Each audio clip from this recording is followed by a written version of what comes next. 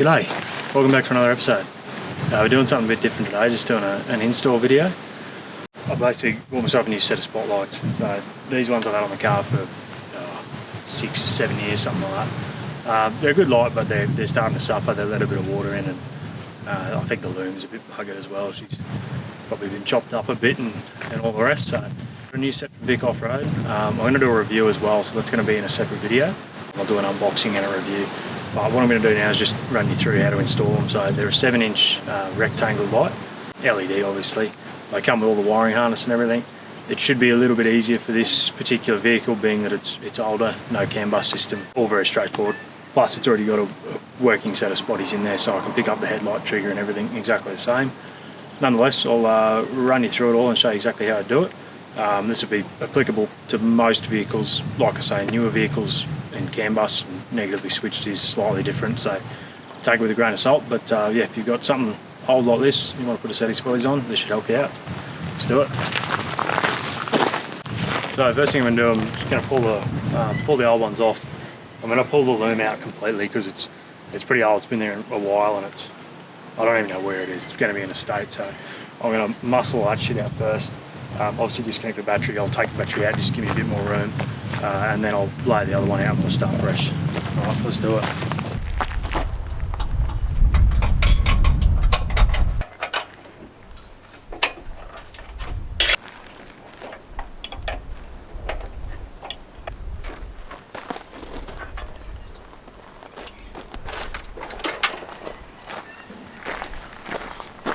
That's all the old stuff out. So essentially I'm just utilising the same mounting position for the relay. That's where the old one was, and I'll use the back of that for the ground as well. Or actually I probably won't need to. They give you these shitty terminals. Not a fan of those. I'd much prefer just a normal solid ring terminal, something a bit stronger and a bit more. Anyway, so that's all there with the fuse and everything, so I'll leave that there. That's ready to hook up, and then I'll just run the Deutsches in underneath here, and then we'll pop the switch through. So it's just routing following the factory harness, which is always the best way to do it. So it'll just come, you can see that, basically just in under here behind the washer bottle, and she'll pop out at the grill. Obviously split tube everything. Yeah, you got to make sure you put split tube on all this sort of stuff, just in case it rubs through anywhere or chafes on anything. It should be pretty safe through there, but I'll split tube in any case. Alright, I'll do that and we'll get to the next bit. Alright, so I'm just going to pull the switch loom through now. I'm taking this little rocker off because I won't use that. I'm just going to use what's in there because it's already got a slot cut for it.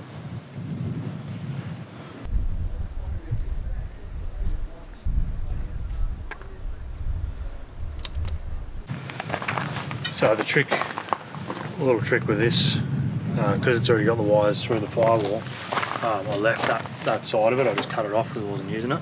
So I'm just going to duct tape. I'll just tape it to that, and I'll just pull it straight through. So you have to try and feed it, reach up in there to get it from the other side.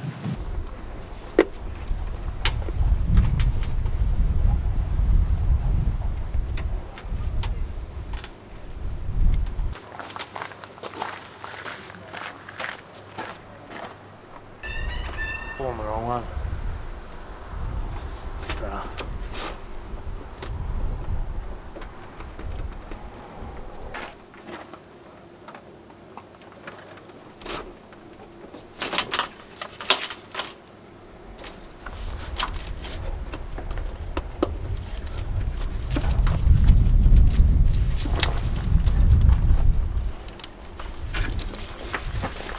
So I just fed that connector through as well, because that's not a waterproof connector, so that's just part of the switch loom. So it's basically just inside. That's giving me heaps of room in there to go to the switch. So yeah, I'll finish off this side of things, then I'll go and do the switch.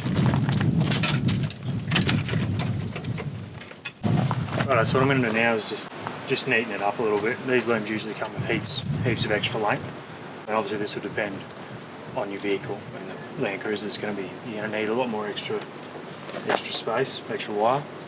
So I've got heaps of this one, That's just to the from the switch to the relay. So that's your relay trigger. So I'm just gonna cut that and shorten it, just to clean up the engine bay. Basically, this thing's a mess as it is. The less wires running around, the better. So I'll just cut that and join that. I'll do the same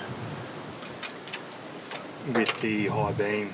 So this is what I was talking about. This is your high beam trigger.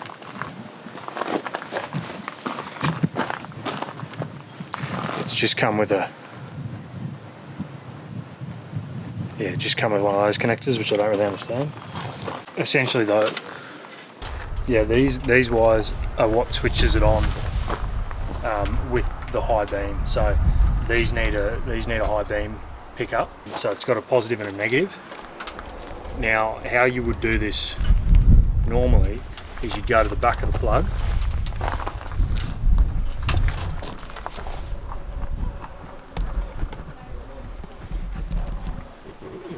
Yep, so you'd go to the back of your headlight, you'd test each wire coming in with a multimeter or a test light, and that would tell you what's positive and negative.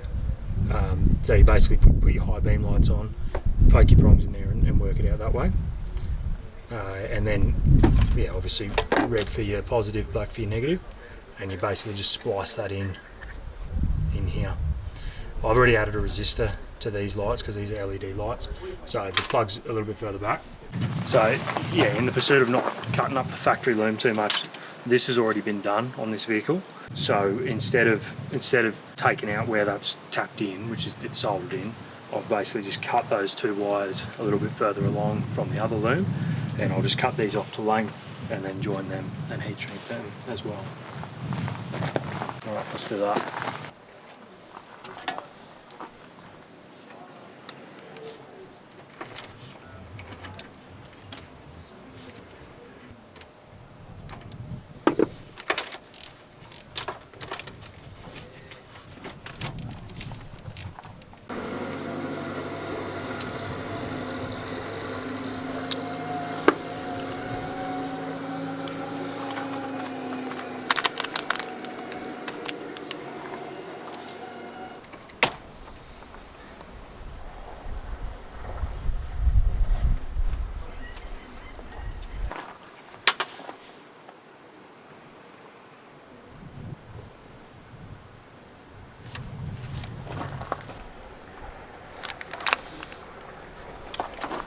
Got all sorts done.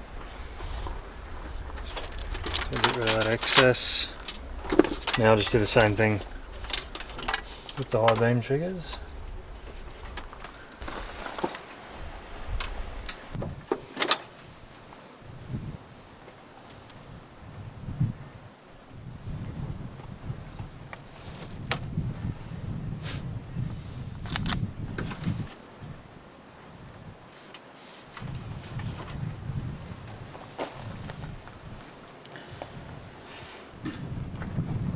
This will give you an idea of the difference in the wiring that I'm talking about.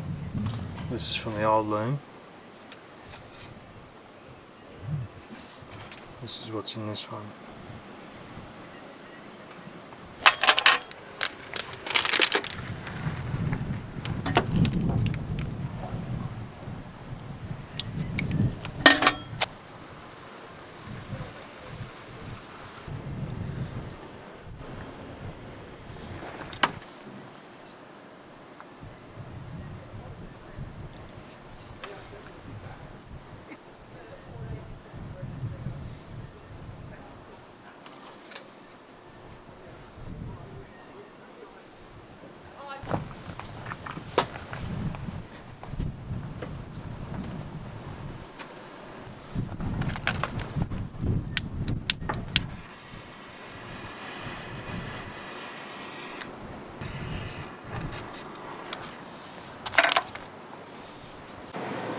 Now when you're joining two wires like this,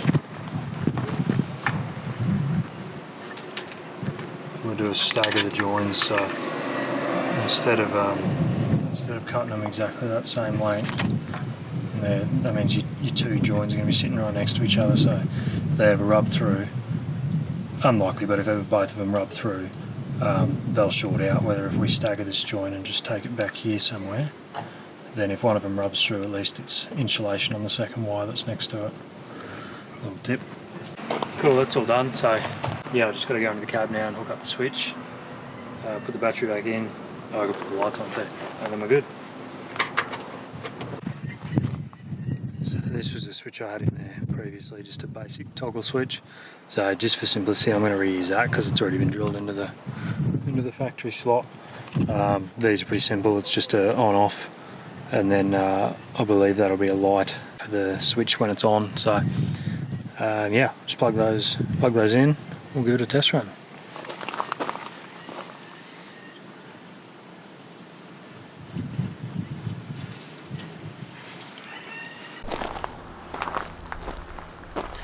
So I've just installed the bracket.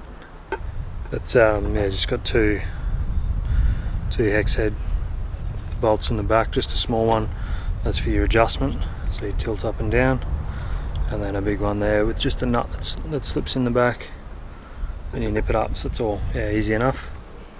It's got 3 mounting bolts, which I like. Big fan of that. This bull bar's only got the space for one, but it's always a good idea to put those on because they can vibrate loose and eventually be pointing out to the side. So that's cool. All right, let's put it on the car.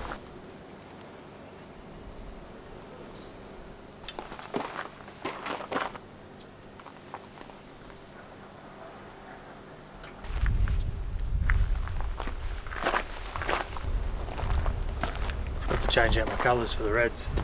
Do that now.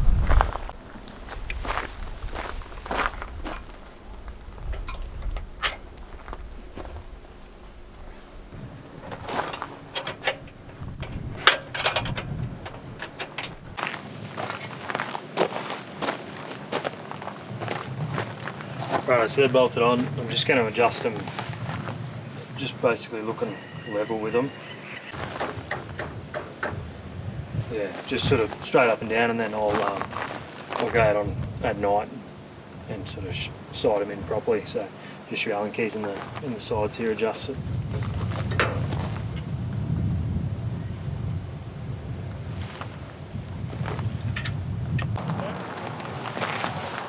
Alright, so now just put the battery back in, connect them up and test them.